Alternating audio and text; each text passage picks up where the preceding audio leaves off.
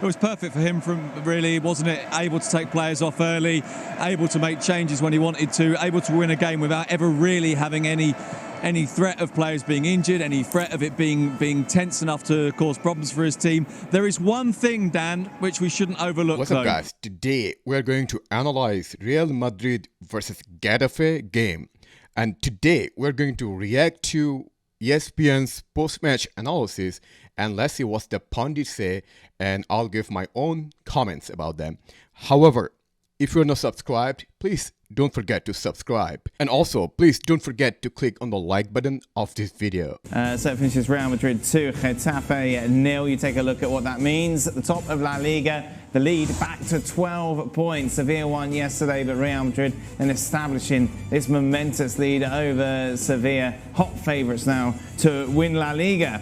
For more on this, let's welcome in, shall we, Sid Lowe and Luis Garcia. Luis, there haven't been many games from Real Madrid this season, despite the fact they're top of the table, despite the fact they've only lost 3 times, that they were so comfortable from start to finish. Totally true. The game plan from Ancelotti was executed perfectly for today's resting player. No many runs, no injuries, trying to be a comfort result. And well, first goal in the first 45 minutes, so that allows you to bit a bit, build it up, and try to finish it in the second half. And that's what will happen. Then you give a rest to Benzema, to the players in the middle, so they can be ready to fight on next Tuesday against Chelsea. So Getafe never show up, not for a single second. 0 shots on target. That says everything about this game today. I think that Quique Flores was trying to be defensive, but the defense today wasn't in the right position. Today we've shown a very sloppy defense, poor defense in the 2 goals that we've seen. Lines in a row, not ready to react, not ready to close up.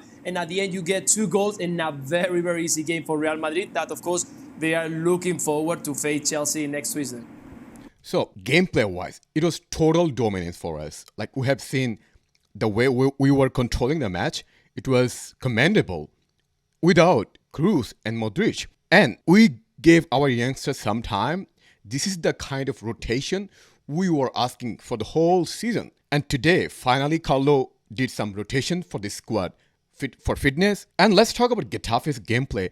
I felt like the way they're playing, they did not come to play football. They just came here to defend and not to concede. That's it. When they're off the ball, it's like 5-5. Their formation was like. No one was attacking. Only sit back. That's it. Sid, at the Bernabeu, they couldn't have drawn this up much better, could he, Ancelotti? It was perfect for him really, wasn't it? Able to take players off early, able to make changes when he wanted to, able to win a game without ever really having any threat of players being injured, any threat of it being tense enough to cause problems for his team. There is one thing, Dan, which we shouldn't overlook, though. In the first half, when Casemiro got a yellow card, that's his 10th of the season. So that's his second cycle, obviously, of 5 yellow cards. He won't be available next weekend to go away to Sevilla at the Sánchez Pizjuán. Always. Okay. Before, let's talk about this yellow card. That yellow card was totally unnecessary. I mean, given Casemiro's experience, I didn't expect from him this kind of behavior. When you were on 9th card, you should be cautious how you behave on the pitch. At the same time, I'm not as much as concerned that he's going to miss, because we have some player that can fill up his role, like Camavinga. Sid, let's talk about the reception that Gareth Bale got. His first home game, of course, I think in over a year, I read. That's quite something. And the reception expected. Well, it's the first time he's played here in 2 years. Wow. More than 2 years, actually. 2 years and 2 months. The last time he played here, you may remember this, was pre-pandemic against Manchester City in the Champions League when Real Madrid lost 2-1. He hasn't been here since. Of course, partly that's because Real Madrid have been at Valdebebas since then, and of course because he went on loan to Spurs. We were sitting behind the goal that he was attacking. When he came on, there was quite a lot of whistling.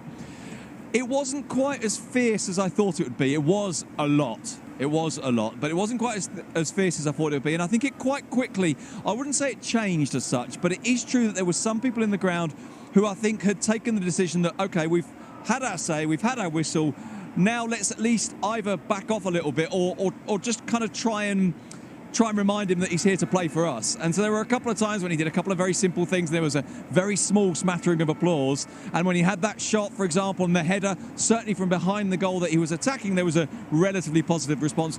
So it's kind of expected that Bernabeu will boo Bale, but I don't think Bale care about that. And I also think that we should never boo, but this is a kind of a culture in the Bernabeu, which I don't like, but it is what it is. Luis, why did Ancelotti choose now to do this? I don't really know. Maybe because he wants to give it some minutes. Maybe in case that he need him for next season in Champions League. Maybe because he wants to try to recover him for the rest of the season. If they might need him in some players and rest on the thinking about the future if they continue in Champions League. That's the only way, because expose a player that you know that is going to have this reception at the Bernabeu at this moment. I think you don't need to do that. We've seen something similar on Dembele's side in Barcelona, but it was a totally different situation. It's just because he wasn't recovering, but not because he hasn't been playing there. And Xavi was very carefully choosing the moments when to use it, because at the end, he's trying to give confidence to the player to build up something. So that's why I'm surprised that he used or decided to use him for tonight's game. I mean, I don't know why Luis said that he doesn't know why. It's very common sense, Luis. I mean, look at our squad. Like, if you want to, you have to rest Benzema to keep him fit and healthy. So what's the alternative option we have in the bench? Mariano, Jovic, and Bale. Who is the best among them? Bale. It's easy, right?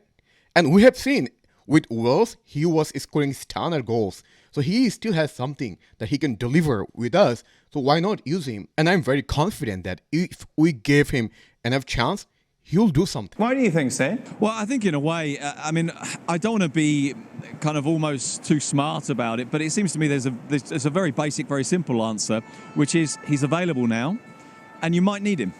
You might need him because you do not trust your other forwards. We've seen that Ancelotti has no faith at all in Mariano, has no faith, very little faith in Jovic as well. And so if he's looking at this and thinking, look, at some point we might need another forward, that probably has to be Gareth Bale. And so I think in that sense, and everything Luis says is completely right, but I think in that sense you maybe look at this and think, well, I'm going to have to put him on at some point. I suppose today a very comfortable game, a game where everybody in the stadium I think was very conscious, and you noticed this in the last 20 minutes or so, that they are building towards the Chelsea game. So there was a sense of kind of trying to get behind the team, and maybe that was a good time to put Bale in, because you're doing it at a time when people are saying, okay. So you see, this is the difference between the journalists. Sid Lowe is world-class journalist. Whatever he says is perfect. He talks with logic and sense, unlike Luis. And to be fair, I couldn't disagree with what Sid said. So to quickly summarize today's game, I thought we played really good against a very, very defensive team. And we played really good in first half and second half. Two noticeable things from today's game. First thing, Carlo did rotation, which was really good. And the rotation was mostly coming from Camavinga and Valverde with Casemiro in the midfield to give Kroos and Modric some rest. But what I found was interesting is that many Madridistas say that Camavinga, Casemiro, Valverde midfield won't work. And today they have shown us that, yeah, it might work. Actually, we played very good. And many also said we don't have enough creativity with this trio. They were totally wrong. We have seen today, like some of the passing from Camavinga and Valverde, the way they were linking up was astonishingly good. And this shows that our future is bright. Overall, very solid and good game and huge 3 points. And hopefully we can continue playing like this. And hopefully we can win again against Chelsea again. And let me know, what do you think about our performance today?